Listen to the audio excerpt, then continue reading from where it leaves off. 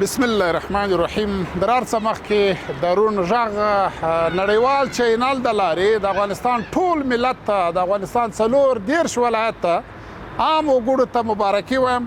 واقعا هم چې دا هغه چینل دی چې دا به د افغانستان مختلفو ولایتونو ته او د افغانستان لرې او پرتو سیمو ته او د افغانستان هغه ښکلاوي انځورونه به انشاءالله په یو رښتوني ډول سره په یو داسې واقعیتونو سره به انشاءالله بدرګه کوي او نشر کوي بیا چې د افغانستان ټول ښکلاوې به انشاءالله داخل د افغانستان ته او بهر کې چې افغانان دي مهاجر دي مسافر دي هغه به وویني هغه به هم خوندن یخي.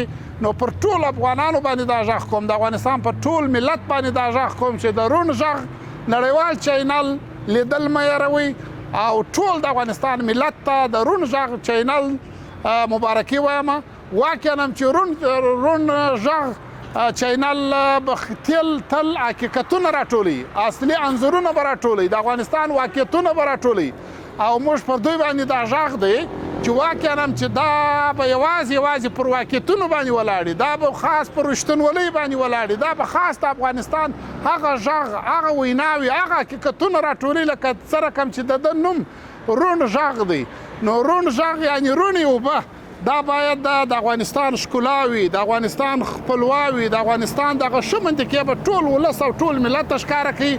یو وار بیا د افغانستان ټول ملت ته د روڼ غږ نړیوال چینل د خپرونو د خبرونو د انځورونو د ویډیوګانو مبارکي وایم. مبارک مسه. ایجاد یوتیوب چینل روڼ غږ یک اقدام بسیار مفید و مؤثر در عرصه اطلاع رسانی در افغانستان و در جهان است. امروز یوتیوب به عنوان یک پلتفرم و بستر مناسب و انعکاس واقعیت ها نه تنها به سطح افغانستان بلکه به سطح جهان است. این اقدام نه تنها برای رهبری و همکاران در چینل روڼ غږ ما تبریک میگم بلکه به تمام هموطنان چی در داخل و چی در خارج هستند ایره یک اقدام نیک و مؤثر میدانم برشان که ای بتانه به عنوان یک مرجع معتبر و قابل اعتماد بر همه تمام زیبایی ها و موثریتی که در داخل افغانستان است به بیرون انعکاس بده، خصوصا بر علاوه از که در داخل ما بر از این نیاز داریم در بیرون.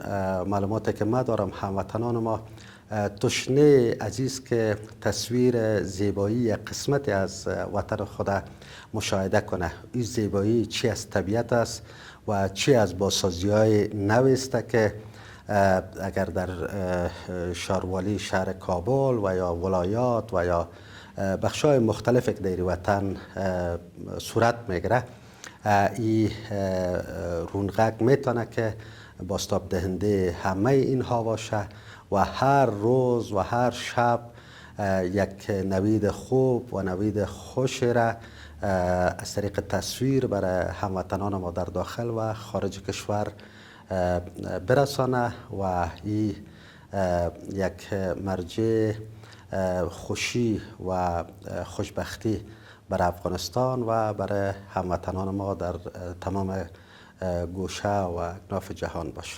آغاز نشرات روڼ غږ بر تمام مردم افغانستان چی در داخل و چی در بیرون است تبریک و تهنیت عرض میکنم. باور دارم که این میتونه به عنوان یک منبع معتبر و قابل اعتماد برای همه بیشتر رشد کنه، بیشتر انکشاف پیدا کنه و یک مرجع نوید خوش برای همه مردم افغانستان باشه. ګرانو هیوادوالو دا چې په لومړي سر کې د روڼ غږ په نامه یو چینل جوړ شوی دی، ټولو هیوادوالو ته مبارکي وایم. هیله ده چې د دغه چینل منصوبین داسې څه وکړي چې هیواد ته ملي یووالی راوړي او د هیواد ملي ګټې په پام کې ونیسي. یقین دی چې نصیبه یم، خو دا اړتیا ده ځکه مطبوعاتي ډګر اوس د اصلاحونه ډېر ارزښت لري. نو په دې لحاظ باندې هیله دی چې افغانان هم همکاري ورسره وکړي او پرسونل ته یې چې څومره لري هغو ته یې هم په دې کې کامیابي غواړم چې تر څو دغه چینل په ښه وجه په ښه توګه یې وچلوي. بسم الله الرحمن الرحیم. لومړی د روڼ غږ ټولو کارکوونکو ته، مشرتابه ته خپلې نیکې هیلې او احترامات وړاندې کوم. بیا د دغه چینل له طریقه د افغانستان ټول ځورېدلي ولس او کړېدلي ولس ته خپل نیکې هیلې او سلامونه وړاندې کوم.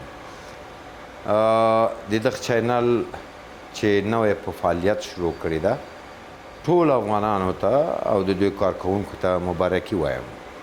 هیلهمند یم چې دغه ټلویزیوني چینل د افغانستان په د ولس په یووالي کې، د ولس په جوړونې کې، په برخه مختلفو برخو کې او نورو دغسې ملي مسایلو باندې دوی خپل بحثونه ولري او د ولس حقیقي غږ وګرځي.